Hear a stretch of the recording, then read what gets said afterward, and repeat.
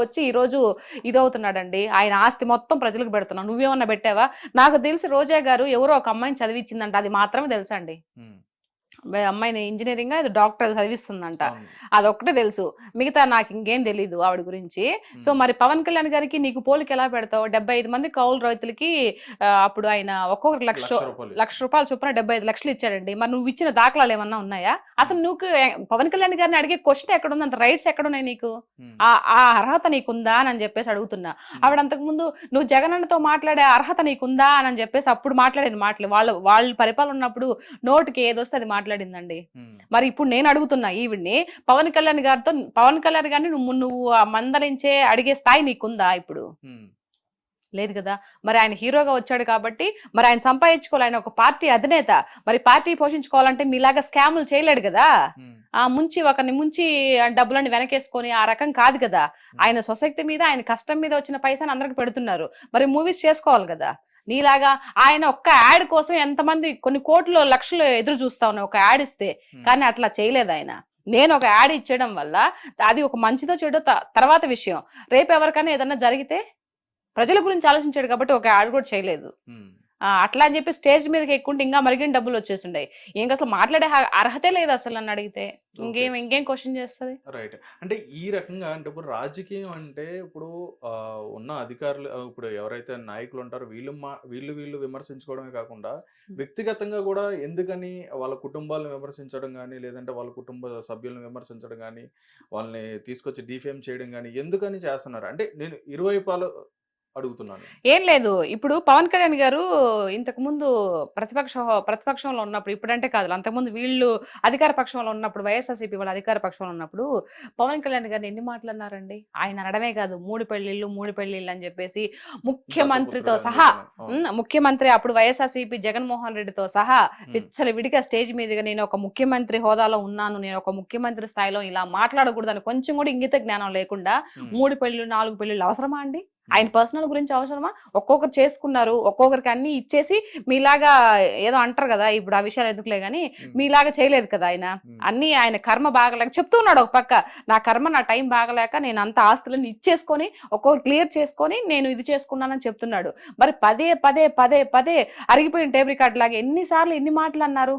పోనీ ఈయన అనేది కాకుండా మళ్ళీ వాళ్ళ అనుచరులతో ఇప్పుడు బోరగడ్డ నీళ్ళు గాని ఇట్లాంటి వాళ్ళంతా సెకండ్ ఇస్తే నాకు లేపేస్తాను అబ్బా కొడుకుల్ని, ఎవరు చంద్రబాబు నాయుడు గారిని, లోకేష్ గారిని, ఒక్క సెకండ్ చాలు మాకు పైన ఆయన పర్మిషన్ ఇస్తే అంటే పిల్లకాయలని, ఇప్పుడు పవన్ కళ్యాణ్ గారి పిల్లల్ని కూతురు రేప్ చేస్తాను, ఇంట్లో ఆడవాళ్ళని ఇచ్చేస్తాను, ఇవన్నీ మాటలు పనికిమాలిన మాటలు కదా.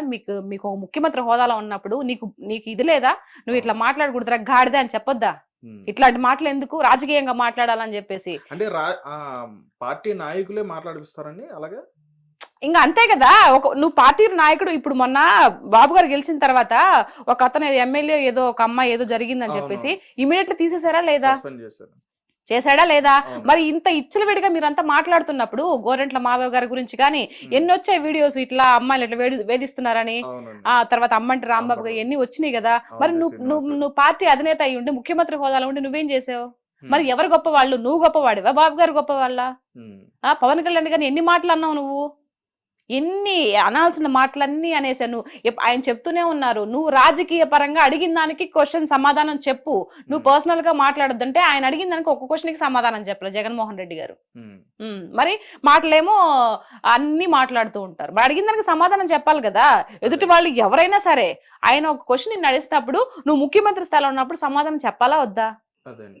అయితే ఇక్కడ వాళ్ళు మాట్లాడే ఏ మాటలైనా చూసుకుంటే, వాళ్ళు ఏదైతే విమర్శలు చేయడం కానీ, లేదంటే వాళ్ళు ప్రెస్ మీట్లో మాట్లాడడం కానీ, ఏది చూసినా కానీ యువతల వైపు నాయకుల్ని ఏదో నిజంగా వాళ్ళ నుంచి నిజంగా నష్టపోయిన వ్యక్తులు ఎవరైతే ఎలా అయితే మాట్లాడతారో, వాళ్ళు కుటుంబాన్ని కానీ, లేదా వాళ్ళని కానీ, వాళ్ళ జీవితాన్ని కానీ, లేదా వాళ్ళ లైఫ్ని కానీ నష్టపోయిన వ్యక్తులు ఎలా మాట్లాడతారో ఆ విధంగా మాట్లాడే విధంగా వాళ్ళు వాయిస్ అనేది ఇవ్వడం జరిగింది.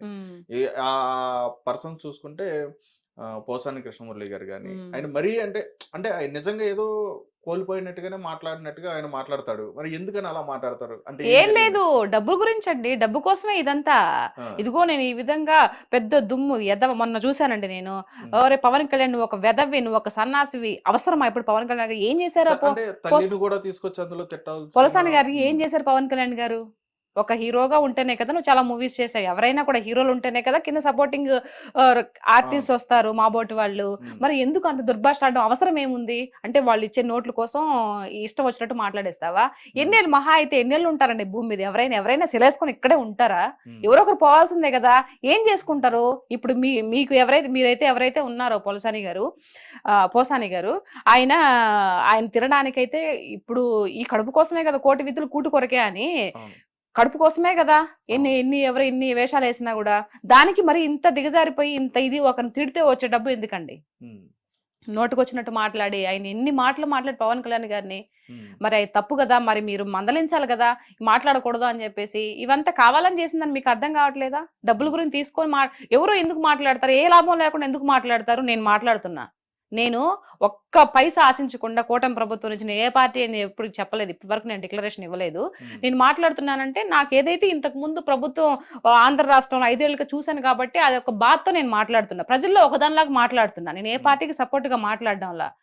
అంటే చాలా మంది కూడా అనుకున్నారు ప్యాకేజ్ ఎక్కడి నుంచి వస్తుందండి? నాకు అసలు నిజంగా అట్లాంటిది ఒకటి ఉంది కూడా అని కూడా తెలియదు నాకు. మరి ఎవరిస్తారు ప్యాకేజ్? ఆయన ధైర్యంగా మాట్లాడడం లేదా? మీరు రాజకీయ పరంగా మాట్లాడండి. ప్రజలకు ఏదైనా అన్యాయం జరిగితే మాట్లాడండి. ఎవరో ఏదో ఇస్తే ఆ డబ్బులు తీసుకొని ఇష్ట ప్రకారము ఈ బూతులు తిట్టేస్తాను అని అంటే అది కరెక్ట్ కాదు కదా. పైన భగవంతుడు కూడా దాన్ని క్షమించాడు. రైట్. అంటే రాజకీయాల్లోకి వచ్చిన తర్వాత చాలా వరకు అందులో ఉండి అనుభవించిన తర్వాత రాజకీయం అంటే అసలు అక్కడ ఏం జరుగుతుంది ఏంటి, నిజంగా మన ప్రభుత్వం చేస్తుందో చేయట్లా అంటే ఏ ప్రభుత్వం అయినా సరే మన ప్రభుత్వం మంచి చేస్తుందా లేదా అని చెప్పని ఇది అన్ని కూడా ఆలోచించుకుని చాలా మంది కూడా ముందుకు వచ్చి మాట్లాడడం జరుగుతుంది. అయితే రీసెంట్ డేస్ లో ఏంటంటే అంటే ఎలక్షన్స్ ముందు రావడం జరిగింది శ్యామలా గారు కానీ ఈవిడ రావడం జరిగింది. ఆవిడ ద్వారాన అయితే మాత్రం ఏ విధంగా ఉందో అందరం కూడా చూసాం. అంటే అనుభవంతో ఉండి మాట్లాడారని చెప్పని అనుకోవచ్చా, లేకుండా మాట్లాడారని చెప్పని అనుకో? లేదండి, అనుభవం లేదు. అనుభవం లేదు ఆవిడకి ఏదో పర్సనల్ ఇష్యూస్ ఏదో కొంచెం సేవ్ చేసినారో ఏమో మరి. ఇప్పుడు ఆ రోజు పిట్టకథతో ముందుకొచ్చింది ఏదో కథ చెప్పి.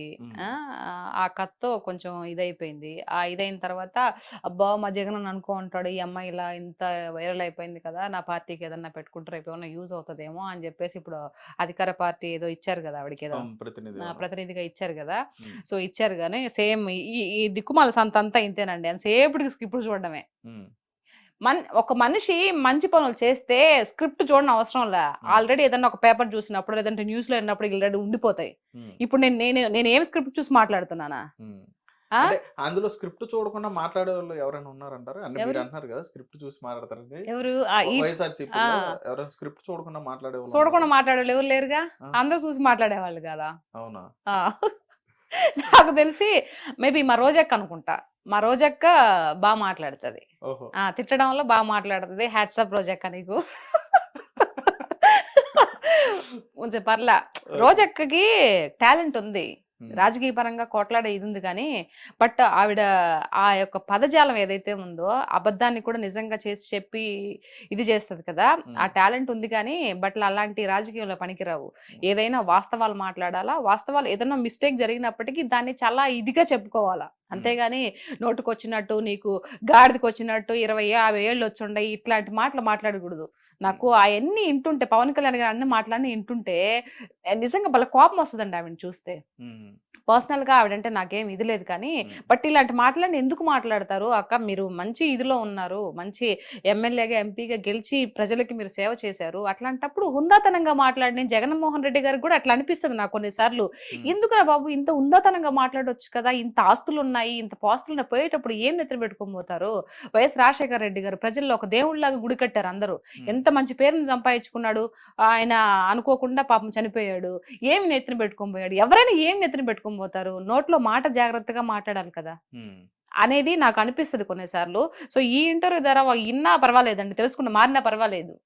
10 సార్లు చెప్తే ఒక్కసారి నా ఇంటర్ ఏమో ఇంటర్ ఏమో అనే ఒక బాధ, ఒక నమ్మకం అన్నమాట. అంతే. రైట్ అండి. అంటే ఇప్పుడు నేననేది ఏంటంటే జనరల్ గా ఇప్పుడు మీరు అన్నట్టుగానే వాళ్ళ లాంగ్వేజ్ కానీ ఎవరిదైనా సరే ఇటు ఏ పార్టీలో అయినా సరే వాళ్ళ మాట్లాడే విధానం ఎలా ఉంటదంటే చాలా అబ్యూజింగ్ గా మాట్లాడుతూ ఉంటారు, రకరకాలుగా మాట్లాడుతూ ఉంటారు. పదజాలం అనేది చాలా దారుణంగా దూషిస్తూ అన్పార్లమెంటరీ లాంగ్వేజ్ యూజ్ చేస్తూ మాట్లాడుతూ ఉంటారు. కానీ మీరు ఫస్ట్ అన్నారు ఉమ్. ప్రజల చేత ప్రజల కొరకే ఎన్నుకున్న ప్రజలు ప్రతినిధులే అవును అయితే ఉమ్, నిజంగా ప్రజలకి ఇప్పుడు ప్రతి ఒక్కరు కూడా ఇప్పుడు చూడని వాళ్ళు అంటే ఎవరు ఉండరు. స్మార్ట్ ఫోన్ చేతిలో ఉండదు. ప్రతి ఒక్కరు కూడా వీడియోస్ చూస్తూ ఉంటారు. ఏ అవును ఎమ్మెల్యే ఎలా మాట్లాడు, ఏ ఎంపీ ఎలా మాట్లాడు, అవును ఏ నాయకుడు ఎలా మాట్లాడు, ఏ హీరో ఎలా మాట్లాడు, ప్రతిదీ చూస్తున్నారు. అవును చూస్తున్నప్పుడు ప్రజలు నిజంగా ఇన్ని చూస్తున్నా గానీ ఉమ్. వాళ్ళు ఎందుకని ఎవరైనా సరే ఉమ్. ఎందుకని భయపడకుండా ఇంకా అలాగే మాట్లాడుతున్నారు? వాళ్ళ అంటే మా హక్కులాగా ఫీల్ అవుతున్నారు కదా, నా ఇష్టం నేనేమైనా మాట్లాడతాను. ఇప్పుడు నేను మంచిగా స్టిల్ మాట్లాడుతున్నాను, ఇప్పటికీ కూడా ఇప్పుడు ఏదైతే అదే అధికార చెప్తున్నాను పార్టీ కదా, ఉన్నా ఇప్పుడు గానీ నేను మంచిగా మాట్లాడుతున్నాను కదా వీడియోస్, నేనేం బూతులు తిట్టట్లేదు కదా, అది అవును. నా హక్కు. వాళ్ళు కూడా బూతులు తిట్టడం వాళ్ళ హక్కుగా ఫీల్ అవుతున్నారు. సింపుల్ ఓహో! లాజిక్. ఓహో! రైట్. అంటే దానివల్ల ఏంటండి లాభం? ప్రజలకి ఏమొస్తది అందులో? వాళ్ళకి ఏమీ రాదు. అదే మూర్ఖత్వం అంటే అదే అన్నమాట. వాళ్ళకి ఈ విధంగా మాట్లాడితే మనకేం రాదురా బాబు. హ్మ్. పాపం ఏదో జగన్ దగ్గర నుంచి ఒక బిస్కెట్ వస్తదేమో గానీ మిగతా సంబంధించి రాజకీయ పరంగా ఎదగలేరు అనే ఒక చిన్న లాజిక్, హ్మ్. చిన్న పాయింట్ మిస్ అయిపోతున్నారు ఓకే. నాయకులు ఎవరైనా సరే.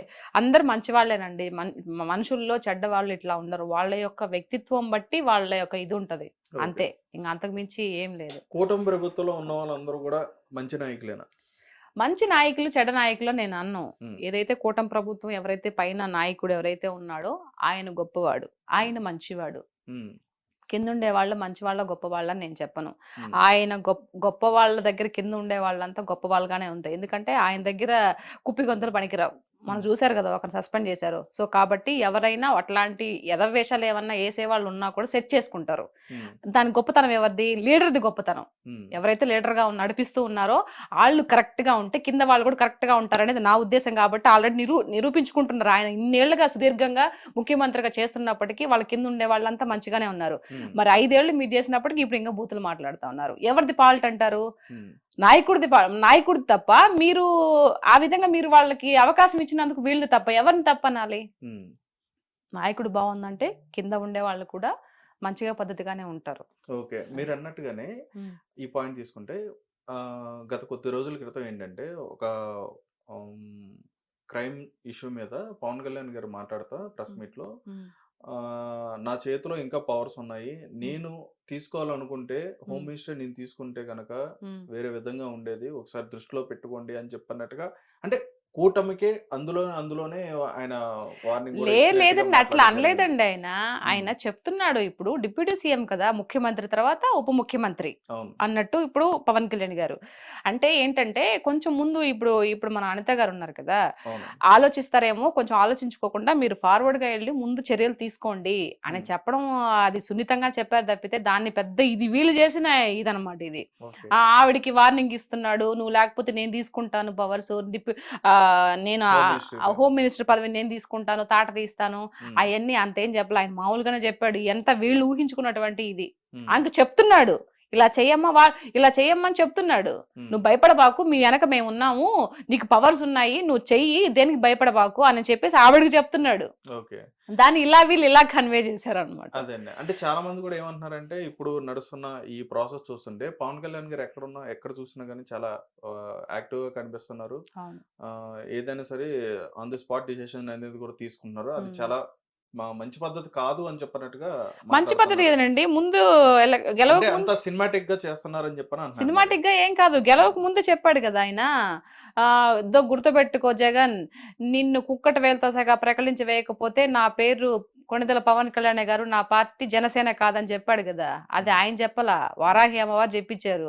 ఇప్పుడు మొత్తము తీస్తుండేది కూడా అందుకే. హ్మ్. ఎక్కడెక్కడ ఏం లోతుపాట్లు అన్నీ తెలుసు పవన్ కళ్యాణ్ గారికి. మొత్తం సర్వం తెలుసు. హ్మ్. అన్నీ తెలుస్తాడు. అందరిని బయటికి లాగుతాడు. అవినీతి లేకుండా చేస్తాడనేది నమ్మకం మాకు ఉంది. ప్రజలకు కూడా ఉంది. ఓకే. ప్రజలకి అందరికీ ఉంది కాబట్టే ఇచ్చిన వరకు చాలని చెప్పేసి 21 సీట్లకి కట్టుబడ్డాడు. 21 సీట్‌కి ఒక్కటి కూడా మిస్ పోకుండా అన్ని కొట్టేసాడు. ఓకే. అంటే మీరిప్పుడు కూటమి ప్రభుత్వం నుంచి అంటే ప్రభుత్వం దృష్టిలో మీరెలా అంటే, హ్మ్. ఇప్పుడు చంద్రబాబు నాయుడు గారు ఆయన రాష్ట్రానికి సంబంధించి ఏం కావాలనేది ఆయన ఆలోచిస్తున్నారని చెప్పని భావిస్తున్నారు. నెక్స్ట్ హ్మ్. లోకేష్ గారు వచ్చేటప్పటికి కావాల్సిన వనరులు ఏవైతే ఉన్నాయో, వసతులు ఏవైతే ఉన్నాయో ఆయన తీసుకొస్తున్నారని చెప్పని భావిస్తున్నారు. హ్మ్. నెక్స్ట్ పవన్ కళ్యాణ్ గారు గాని, హ్మ్. నాదెండ్ల మనోహర్ గారు గాని వీళ్ళేంటంటే ఎక్కడైతే ఇట్లాగా ఏవైతే అన్యాయాలు కనిపిస్తున్నాయో హ్మ్. అక్కడికెళ్ళి వెంటనే యాక్షన్ తీసుకుంటున్నారని చెప్పని హ్మ్. ఒక ఇదిలో మీరు అంటే ఆ! మీరనేది తలా ఒక ప్రతి పని ఒక్కరు కూడా చేస్తున్నారు గదా! అనుకుంటున్నారు. ఆ! అంటే అది నిజమే అని చెప్పని అనుకోవాలా? అంటే ఎవరి పని వాళ్ళు వినిపించ ఎవరికి తగిన పని వాళ్ళు చేస్తున్నారండి. ముఖ్యమంత్రిగా చెప్తారు కదా, ఎవరికి ఏది చేయాలో వాళ్ళకి ఇచ్చిన పదవులను బట్టి అది చేసుకుంటూ ముందుకు వెళ్ళిపోతున్నారు కదా ప్రభుత్వం. దాంట్లో ఇంతకు ముందు ఒక్కొక్కటి తవ్వే కొద్దీ బయటకు వస్తున్నాయన్నట్టు ఇంతకు ముందు జరిగిపోతున్న కొద్దీ ఇంతకు ముందు ఏం జరిగింది, ఎందుకు జరిగింది అలా, ఇన్ని డబ్బులు ఎక్కడికి వెళ్ళిపోయినప్పుడు ఆటోమేటిక్ గా ఒకట్లా తీగ తాగుతాడు డొంక కదిలినట్టు ఒక్కొక్కటి బయటపడుతున్నాయి కదా. ఇప్పుడు మొన్న షిప్ జరిగింది, అది వాస్తవమే కదా అక్కడ. ఈ మధ్య బాగా వైరల్ అవుతుంది మరి షిప్ అని చెప్పని. అట్లాంటి ఇంకా బోల్డ్ అని ఉన్నాయి. Wait and see. అందరూ చూస్తారు, ప్రజలు మొత్తం చూస్తారు. ఎవరిని వదిలిపెట్టరు పవన్ కళ్యాణ్ గారు. ఆయన ఇన్ని రోజులు కూడా ఓపిక పట్టుకొని ఉండింది కూడా అందుకే. 1 by 1 మొన్న లడ్డు ఇష్యూ క్లియర్ చేశాడు. ఇప్పుడు లడ్డు బ్రహ్మాండంగా ఉంది. అంతకు ముందు 5 ఏళ్ళు వరస్ట్ గా ఉండే లడ్డు.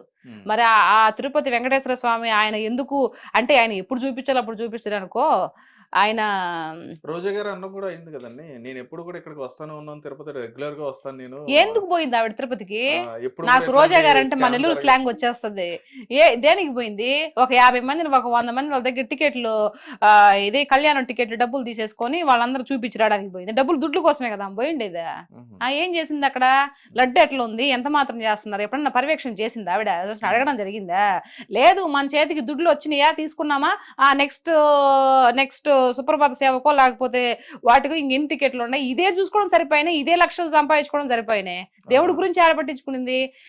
మనుషులు వదిలిపెట్టినా దేవుడు వదిలిపెట్టడండి. కరెక్ట్ గా ఏదో ఒక రోజు కర్మ ఎవరిని వదిలిపెట్టదో, ఏదో ఒక రోజు మొత్తం బయటకు తీస్తాడు. వెంకటేశ్వర స్వామి అక్కడ ఆయన విగ్రహం కాదు, సాక్షాత్తు మనిషి ఆయన ఉండేది. మొత్తం ఆయన ఏం చేసేది మొత్తం చూస్తా ఉన్నాడు. ఏదో ఒక రోజు రిటర్న్ ఇచ్చేస్తాడు. అయితే ఇక్కడ కూటమి ప్రభుత్వం అనేది కక్షపూర్వకంగానే వైఎస్ఆర్సీపీని టార్గెట్ చేస్తుందని చెప్పని అనుకోవచ్చు. అది అబ్సల్యూట్లీ రాంగ్ అండి. అసలు దాంట్లో ఎంత మాత్రం నిజం లేదు. ఏదైతే ఇప్పుడు జరుగుతున్న ఈ అరెస్ట్ల కాడి నుంచి కానీ, లేదంటే ఇప్పుడు వాళ్ళు సంబంధించిన తీసుకొచ్చి ఇట్లా సీల్ చేయడం కానీ, ఇప్పుడు సరే మీరు చెప్పింది బానే ఉంది. నేను ఒక మాట చెప్పినా, ఇప్పుడు నేను ముఖ్యమంత్రిగా ఉన్నానండి, మీరు మామూలుగా ఉన్నారు, నేను మిమ్మల్ని 100 తిడతా, మీరు నన్ను కేసు పెట్టలేరు, నన్ను కొట్టలేరు, తిట్టలేరు. ఎందుకంటే నేను ముఖ్యమంత్రి హోదాలో ఉన్నాను కాబట్టి నన్ను ఏం చేయలేరు మీరు. మీకు ఎప్పుడు అవకాశం వస్తుంది? పోనీ మీరు చెప్పండి. మిమ్మల్ని అన్యాయంగా కొట్టించా, అన్యాయంగా దుర్భాషలాడా, అన్యాయంగా మీ ఇంట్లో వాళ్ళని తీసుకొని వచ్చి విచ్చలవిడిగా మాట్లాడా, మీరు అప్పుడు ఏం చేయలేకపోయారు, నిస్సహాయ స్థితిలో మీరున్నారు. ఇప్పుడు మీకు పదవి వచ్చింది, ఇప్పుడు మీరైతే ఏం చేస్తారు? నిజంగా మన ఇద్దరు కాన్వర్జేషన్లు జరుగుదాము, నేను ముఖ్యమంత్రిలో మిమ్మల్ని అన్ని ఇది చేసేసాను, ఇప్పుడు మీకు ఆ పదవి మీకు వచ్చింది, ఇప్పుడు మీరేం చేస్తారు? నన్ను చేస్తారా లేదా? అంటే ఇప్పుడు అలా ప్రతిచర్య చేయడం వల్ల ఇది కక్షపూర్వకంగానే మారుతుంది కదా. కక్షపూర్వకంగా కాదు, ఆ విధంగా చేసి అది నీ యొక్క కుటుంబం గురించే కాదు, నిన్ను ఒక్కడిని అనట్లా, నేను నిన్ను ఇబ్బంది పెట్టాను, చుట్టుపక్కల ప్రజలను కూడా ఇబ్బంది పెట్టాను కదా, కార్యకర్తలను కూడా ఇబ్బంది పెట్టాను కదా. మార్ఫింగ్ మరి టీడీపీ మహిళని, జనసేన మహిళలు అందరికి మార్ఫింగ్లు చేసి వేరే ఇది ఫోటోలు పెట్టించి నానా గబరు పట్టించాం కదా. మరి ఇదంతా బాధ రావాలి అని అంటే, సొసైటీ మారాలి అని అంటే, ఇప్పుడు వాళ్ళు చేసిన వాళ్ళకి శిక్ష పడాలా లేదా? పడాలి కదా. పడకపోతే నీకు ఎలా మారుతుంది? అప్పుడు మమ్మల్ని మేము ఎంత చేసినా కూడా మమ్మల్ని ఏం చేయలేకపోయారులే, వీళ్ళు ఏం బేకలేరులే, ఉత్త వేస్ట్ అని చెప్పేసి నీకు గర్వం రాదా? చేసిన వాళ్ళకి ఇంకా ఇది రాదా? వాడు ఒకటి చేసినాడు ఇంక 4 చేస్తాడు, మనల్ని ఏం అనట్లేదులే అని. ఇప్పుడు దాన్ని తగ్గించే నేపథ్యంలో ఉన్నారు తప్పితే ఎవరి మీద తప్పుడుగా కేసులు పెట్టి అదంతా ఉత్త బోగస్ అన్నమాట. కాకపోతే ఏంటంటే ఇప్పుడు ప్రభుత్వం మీద మొత్తం చూసుకుంటే, ప్రభుత్వం మీద ఎలా బురద జల్లాలా, ఎలా వీళ్ళని తొక్కేయాలా అని ఒక నేపథ్యం తప్పితే ఇంకేమీ లేదండి. అయితే శ్రీరెడ్డి గారు ఏం తప్పు చేశారండి? ఆవిడ కూడా మీకు మళ్ళీ అంటే ఒక పార్టీకి కట్టుబడి ఉండి ఆవిడ కూడా వాళ్ళ నాయకుడు ఇప్పుడు నాతో కంపేర్ చేస్తున్నారు. నేను ఎట్లా మాట్లాడుతున్నా? నేను ఎప్పుడైనా బూతులు మాట్లాడానా? పోనీ ఎవరైనా తిట్టానా? అదేలేండి. అప్పుడు మాట్లాడే విధానం వేరే ఉండొచ్చు, కానీ ఏంటంటే మీరు మీ పర్స్పెక్టివ్ అనేది పార్టీ తరపు నుంచి మాట్లాడాలి. మాట్లాడొద్దు నేను చెప్పట్లా. రాజ్యాంగం అందరికి ఇచ్చిన హక్కు, మాట్లాడే హక్కు. అది ఎంతవరకు లిమిట్స్ కొన్ని ఉంటాయి, అవి క్రాస్ చేయకూడదు. ఎక్కువ మించి వాళ్ళు పర్సనల్ మాట్లాడే, మీ శ్రీరెడ్డి నేను పర్సనల్ చెప్పనవసరం లేదు పాపం ఆవిడ గురించి ఎంత మాట్లాడేది ఆవిడకి కూడా తెలుసు. నేను చాలా బూతులు మాట్లాడాను, విచ్చలవిడిగా ఘోరమైనటువంటి మాటలు మాట్లాడాను, అందరినీ నన్ను క్షమించండి అని చెప్పేసి ఆవిడ ఒప్పుకునింది కాబట్టి ఆవిడేం మాట్లాడింది తెలుస్తుంది. లేకపోతే క్షమాపణ చెప్పదు కదా. ఎందుకు నన్ను వదిలిపెట్టండి, నేను వాళ్ళు తప్పు చేశాను క్షమించండి అంటుంది. అనేసి తిట్టాలి అన్ని తిట్టేసి అన్ని, ఎందుకంటే క్రాస్ అయిపోయింది అన్నిటికన్నా. అంటే పెద్ద మాటలు మొదల మాటలు మాట్లాడేసి ఈ రోజు నన్ను క్షమించండి అని అంటే ఎట్లా వదిలేస్తారు?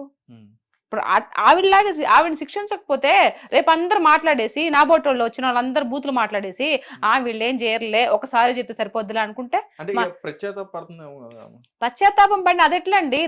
తప్పు తప్పే, తెలిసి చేసినా తెలియక చేసినా తప్పు తప్పే, దానికి శిక్ష అనుభవించాల్సిందే, అది ఎవరైనా సరే. ఉమ్. మరి అదే అంటే మీరు అన్నట్టుగానే పవన్ కళ్యాణ్ గారు కూడా అదే అన్నారు, మీరు ఎక్కడ కూడా మాట్లాడొద్దు గట్టిగా, అంటే ఇట్లా విచ్చలవిడిగా మాట్లాడొద్దు, ఓకే. ఒకవేళ మాట్లాడి తప్పుగా మీరు మాట్లాడగానే ఈ పార్టీ సంబంధించిన వాళ్ళైనా సరే వెంటనే యాక్షన్ మరి తీసుకుంటే చెప్పారు కదా. ఆయన ఇప్పుడు ఈవెన్ కూటమి ప్రభుత్వంలో ఉండి కింద కార్యకర్తలు, జనసేన కార్యకర్తలు కానీ, టీడీపీ కార్యకర్తలు కానీ, వాట్ ఎవర్ ఎవరైనా సరే ఏదైనా మించి ఎవరైనా దుర్భాషలాడినా, లేకపోతే బూతులు మాట్లాడినా, లేదంటే అబ్యూజ్డ్ గా ఇది మెసేజ్లు ఏదన్నా చేసినా, ఇట్లాంటి శాస్త్రాలు ఏదైనా చేసినా కూడా వాళ్ళని శిక్షిస్తామని చెప్పి పార్టీ మొత్తం కూడా చెప్పింది కదా, పవన్ కళ్యాణ్ కూడా చెప్పారు కదా. కాబట్టి అది మించి ఎవరైనా మాట్లాడితే తీసేస్తారు, వాళ్ళని మందలిస్తారు. మరి మీరు వైఎస్ఆర్సీపీ ఉన్నప్పుడు ఎవరిని ఆ విధంగా మందలించలేదు కదా. తిట్టండి, కొట్టండి, ఏమైనా చేయండి, చంపేసేయండి, డోర్ డెలివరీ చేసేయండి, ఏమైనా చేసేయండి, నేను మటుకైతే ఇక్కడ కూర్చొని ఉంటాను కుర్చీలు రాజులాగా, మీరు ఏమైనా చేసుకోండి. అలా ఉన్నప్పుడు రాష్ట్రం యాడ్ డెవలప్ అవుతుందండి. ఇష్టం వచ్చినట్టు బిహేవ్. అయితే వీళ్ళందరూ మాట్లాడుతున్నారు బాగానే ఉంది, కొడాల నాని గారు వీళ్ళు ఎందుకు కనిపించట్లేదండి, అంటే ఎందుకని మాట్లాడడానికి రావట్లేదు అని చెప్పని అనుకోవచ్చు. ఎందుకు అనంటే వాళ్ళు, అంటే నాకు తెలిసిన ఇది అదే మీ చెప్తున్నానండి, ఉద్దేశంలో చెప్పండి. నాకు తెలిసింది ఏంటంటే వాళ్ళు ఒక్క విషయం అండి, జగనన్న ముఖ్యమంత్రిగా ఉన్నప్పుడు ఎమ్మెల్యేలు కానీ, ఎంపీలు కానీ, మంత్రులు ఎవరైతే ఉన్నారో వాళ్ళకి ఇవ్వాల్సినవి వాళ్ళకి ఇవ్వాల. వాళ్ళ నియోజకవర్గాల్లో ఏం చేయాలో, ఏం మాట ఇచ్చి వాళ్ళు ఓట్లు అడిగారో అవన్నీ జగనన్న చేయలా.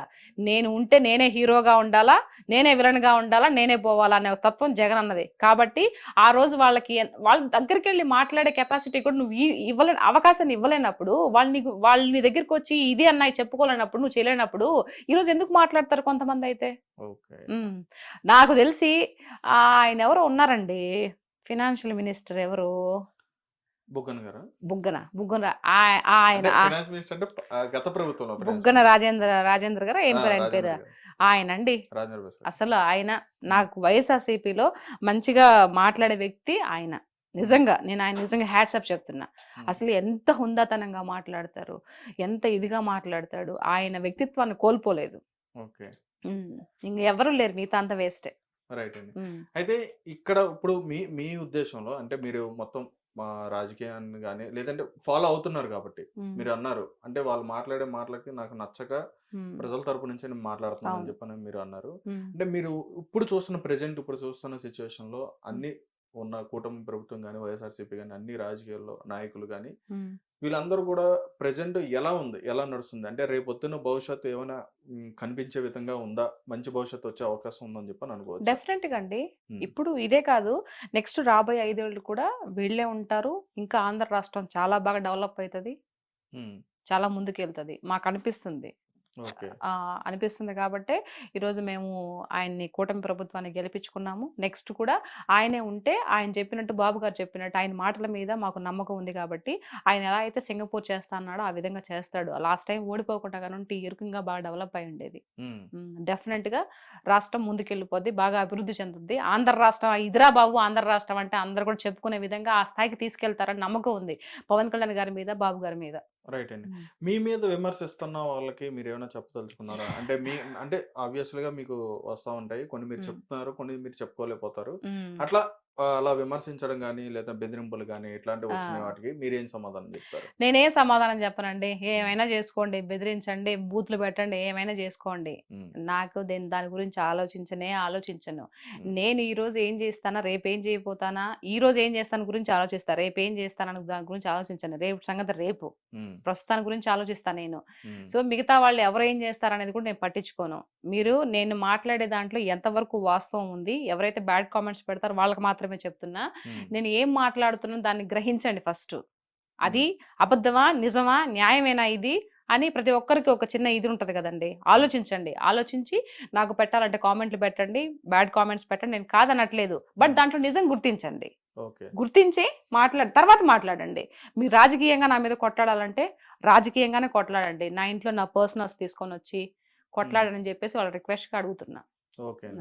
రైట్. ఇప్పుడు ఫైనల్ గా సినిమాకి సంబంధించి మ్మ్. మీరు ఎన్ని సంవత్సరాలు అవుతుంది ఇండస్ట్రీకి వచ్చి? నేను ఇండస్ట్రీకి వచ్చి 9 ఇయర్స్ అవుతుందండి. ఓ 9 ఇయర్స్ అయిందండి. 9 ఇయర్స్ అవుతుంది. ఓకే. అయితే మ్మ్. ఫస్ట్ గా మీరు సీత గారు ఎంటర్ అయిన తర్వాత అంటే మూవీలో ఏ మూవీ చేశారు? అంటే స్క్రీన్ మీద ఎప్పుడు సో నా కనిపించారు? ఫస్ట్ పిక్చర్ జై జానకి నాయక, బోయపాటి గారి డైరెక్షన్ లో. ఆహాహా! ఆ, ఓకే. అది ఆ! ఒక లెక్చరర్ రోల్ చేశాను అందులో. కనిపిస్తదండి అది. ఆహా! హీరోయిన్ ఇంట్రొడక్షన్ అప్పుడు ఆ రకుల్ ప్రీతి సింగ్ ఇట్లా వేరే రౌడీ వచ్చి కొడుతున్నప్పుడు వెనక హీరో ఉంటాడు, ఫాటుమని కొడతాడు హ్మ్. కాలేజీలో. అప్పుడు ఏంటి కాలేజీలో గొడవ జరుగుతుందని చెప్పేసి నేను, ప్రభు గారు వీళ్ళంతా పరిగెత్తుకుంటూ వస్తాం. అది నా ఫస్ట్ పిక్చర్ అది. ఓకే. స్క్రీన్ మీద నేను చూసుకుంటాను దాన్ని రోజు. అయ్యో అప్పుడు ఇలా ఉన్నానా. అవునా? అంటే అప్పటికిప్పుడు డిఫరెన్స్ ఉన్నారా? అప్పుడు లావుగా ఉన్నాను. ఆహాహా! జుట్టు అప్పుడు హైదరాబాద్కి వచ్చిన కొత్తల్లో పిల్లల కోసం తిరుపతికి వెళ్ళి గుండు చేయించుకొని వచ్చాను కదా. సో ఆహా! ఇక్కడ వరకు ఉండింది జుట్టు, షార్ట్ హెయిర్. ఆ షార్ట్ హెయిర్ ఉండింది. ఆ! సో అప్పుడు ఇలా ఉన్నాను, అంటే బొద్దుగా ఉన్నాను అనమాట. ఇలా ఉన్నానా అని చెప్పి చూసుకుంటూ ఉంటాను. దాని తర్వాత Vinay Vijayaraman, all ticket, F2, F3, touch చేసి చూడు, మహానగర వీధుల గమ్మత్తు, తర్వాత ఆకాశవాణి, ఆ! సరైనోడు, సరైనోడు కాదు రాక్షసుడు. హుహు. సో ఇట్లా కొన్ని నాకు తెలియట్లేదు కానీ, ఆ! సో అట్లా డీజే కూడా డీజే టిల్లు అనుకుంటా. డిజైటీలో ఆ! లేనండి. ఇది F3లోనే. F3లోనే. ఆ! ఆ తర్వాత ఇప్పుడు దేవరా. ఓహ్! దేవర గూడా. తర్వాత ఇంకొకటి ఉంది కానీ అవి సినిమాలు కొన్ని 2, 3 ఉన్నాయి. అవి ఇంకా రిలీజ్ అవ్వలేదు. ఓహో! మొన్న పురుషోత్తముడు. ఆహా!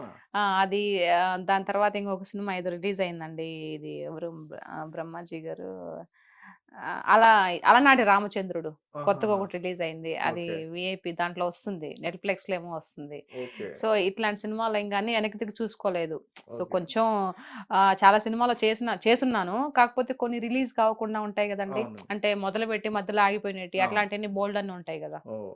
అవి లెక్కలు తీసుకోలేం కదా. మనం ఏదైతే సినిమాలు చేసి రిలీజ్ అయినవి మాత్రమే కౌంటింగ్ యేసుకుంటాము. అవును. అందట్టు నేను మాలో మెంబర్‌ని గూడా అయ్యాను. ఓహ్! అయి గూడా సూపర్. 5 ఇయర్స్ అవుతుంది. ఓహో! అసోసియేషన్‌లో ఉన్నారైతే. అసోసియేషన్‌లో మెంబర్‌ని. ఓకే. హ్మ్. అంటే ఇప్పుడు మీరు ఇండస్ట్రీకి యాక్టర్ అవుదామనే వచ్చారా? లేదంటే అసలు ఏ పని మీద మీరు హైదరాబాద్ వచ్చారు?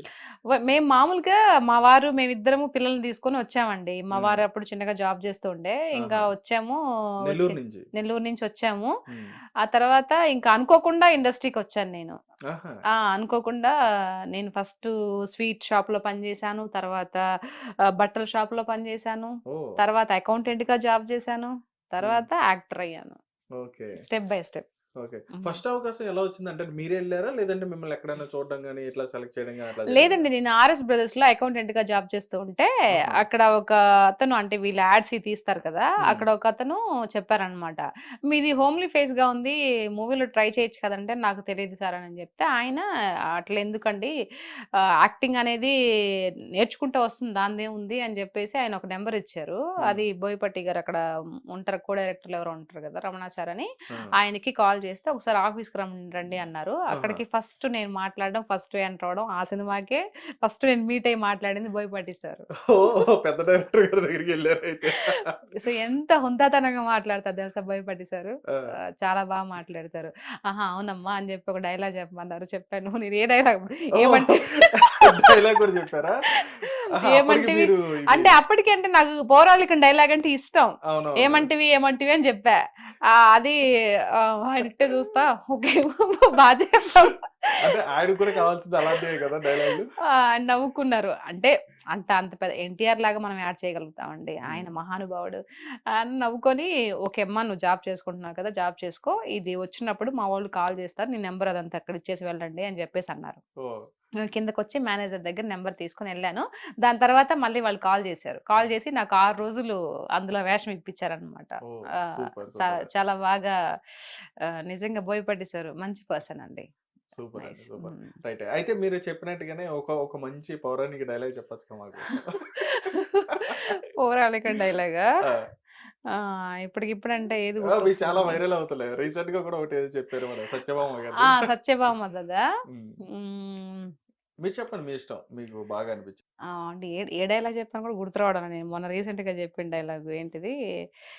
ఆహ్, ఓరి ఓరి ధ్రువంక ధ్రువదత్త రాక్షసాదమా నారీ జన హృదయోగ్యత శాపాగ్ని కీలకను భస్మంచే సమయం ఆసన్నమైనది బందీకృత సీజన భయంకర కుపాగ్ని జ్వాలలు నిన్ను భస్మీపటలం చేయక మానవు ఛీ నీచాదమా పరస్త్రీలు మాతృ సమాన పూజ్యులు పతివ్రతలు పరాశక్తి స్వరూపిణులు అట్టి మాతృ సత్యాన్ని పాటించక పాప చింతనతో పతితుడైనప్పుడు ఆ మాతృ స్వరూపం సంక్షోభించి అగ్ని పర్వతం అనే బ్రద్దలై భయంకర కోపాగ్ని జ్వాలలు నిన్ను ఆవరించి దహించినప్పుడు బ్రహ్మ విష్ణు మహేశ్వరులు ఏకమై వచ్చినా నిన్ను రక్షించలేరు నీతో భూభారం కుంగిపోవచ్చున్నది నిన్ను వధించి భూభారాన్ని తొలగిస్తాను ఓరి మదోన్మాది ఇక నీకు చావు తప్పదు నేనే శ్రీహరిపాద పద్మ భజనానిష్ఠా గరిష్టతనో జేవిని కాళి సమాన భారత నిధి సత్య ప్రతాపంబు నాలోన కలిగినేని సర్వవనితాలోకంబు మోదింప ఈ బాణాగ్రాహుతి కూలుగాక నరకా ప్రాత్యుండు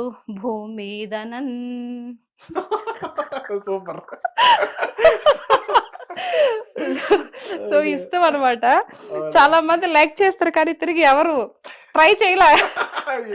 ట్రై చేస్తారు అర్థం కాదు అది. ఎవరైనా అప్పుడు ట్రై చేస్తారేమో అనుకుంటాను.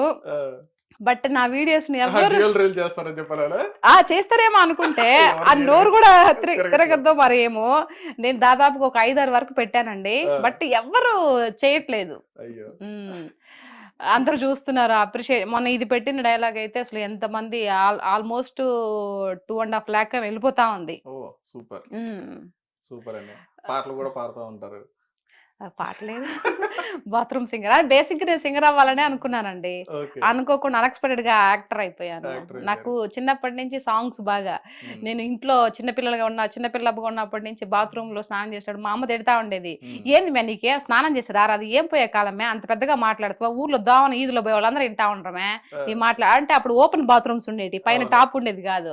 సో ఈదులోకి కట్టుకుంటాం కదా, అట్లా ఉంటే మాట్లాడేది. మా నాన్న మా అన్న వీళ్ళందరూ నవ్వుకుంటా ఉండేది.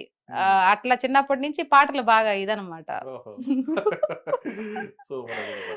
అంటే సినిమా ఇండస్ట్రీలో అంటే ఇండస్ట్రీ గురించి ఒకసారి మాట్లాడుకుంటే మీరు దాదాపు 25 సినిమాల వరకు కూడా చేశారు, అంటే రిలీజ్ అయిన సినిమాలు ఉన్నాయి. అంటే ఇండస్ట్రీలో సర్వే అవ్వాలంటే ఇప్పుడున్న సిచ్యువేషన్ అంటే చాలా కష్టం. ఎందుకంటే ప్రతి ఒక్కరికి కూడా అవకాశాలు దొరుకుతున్నాయి, కానీ వాటిని ఎలా యూజ్ చేసుకోవాలి ఏంటి అనేది తెలియట్లే ఎవరికి కూడా. సో మీకున్న అనుభవంతో సినిమా ఇండస్ట్రీ ఎలా ఉంటుంది?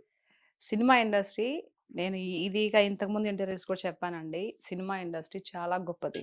అక్కడ ఉండే వాళ్ళంతా చాలా గొప్ప వాళ్ళు. అందరు ఎక్కువ మనిషి కన్నా అక్కడ ఉండే టాలెంట్కే ప్రాధాన్యత ఇస్తారు. సో వీళ్ళు ఎంత అందంగా ఉండని, ఎంత నాజుగ్గా ఉండని, ఎంత షేప్ లో ఉండని, వాళ్ళ దగ్గర టాలెంట్ లేదంటే డెఫినెట్ గా అవకాశాలు ఇవ్వరు.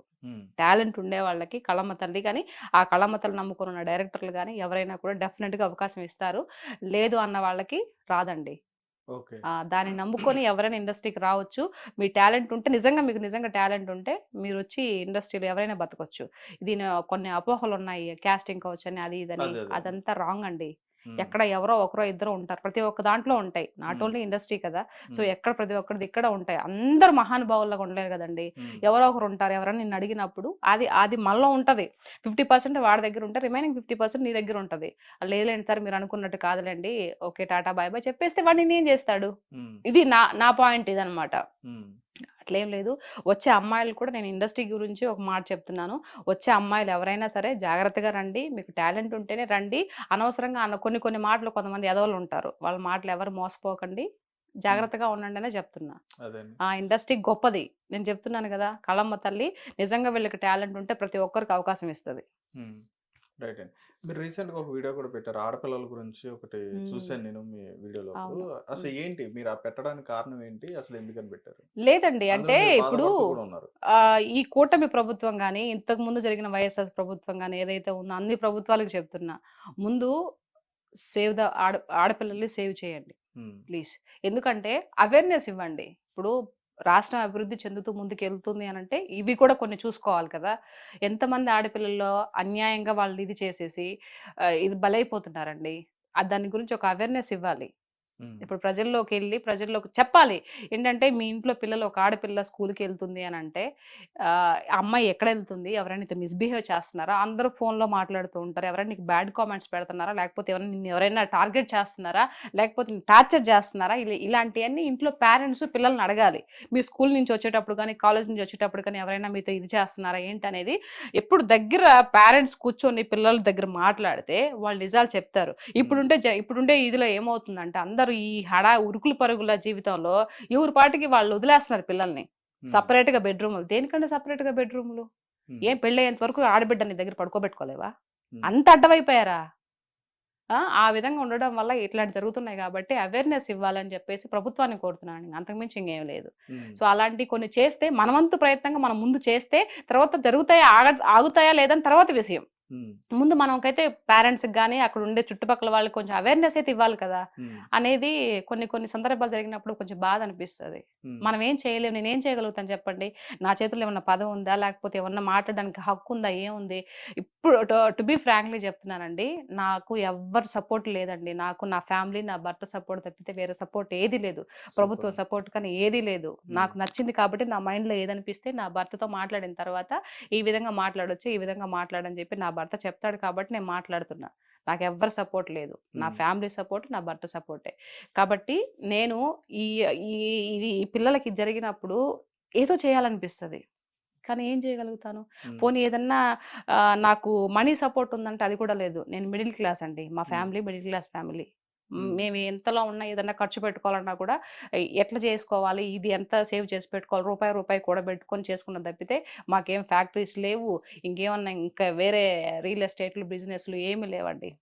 ఏదో రెక్కాడితే డొక్కాడదా అంటారు కదా, దానికి మించి ఒక అడుగు ముందుకు అనుకోండి, ఉన్న దాంట్లో సంతృప్తిగా హ్యాపీగా ఉంటాం. రైట్ అండి.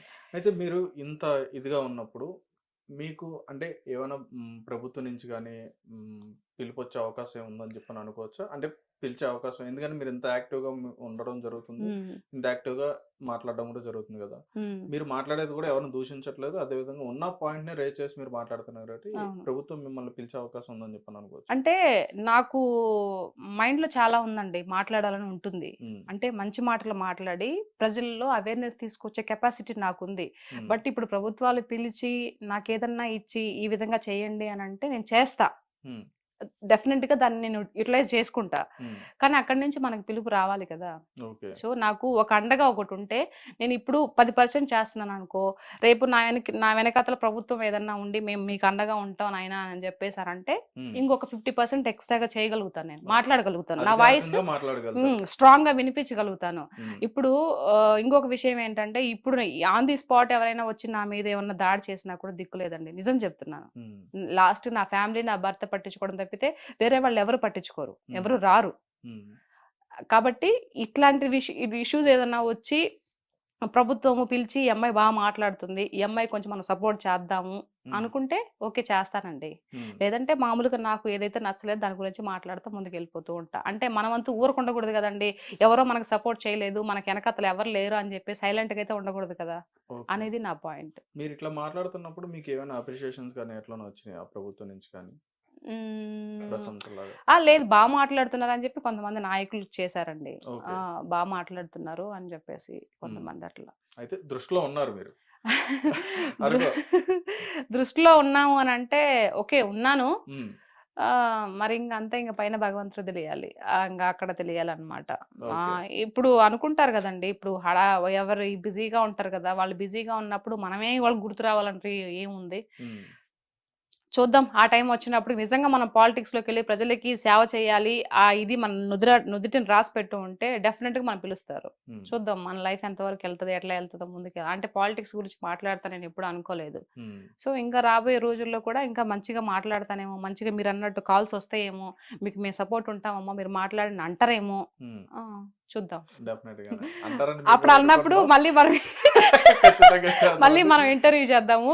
ఒకవేళ అలాంటి ఆఫర్ ఏమన్నా వచ్చి పార్టీలోకి ఏదైనా జాయిన్ అయిపోయి పలానా పార్టీకి నేను అనే ఒక అథారిటీ వచ్చినప్పుడు అప్పుడు ఇంకా వేరే లెవెల్ ఉంటది. అప్పుడు మళ్ళీ వచ్చిన తర్వాత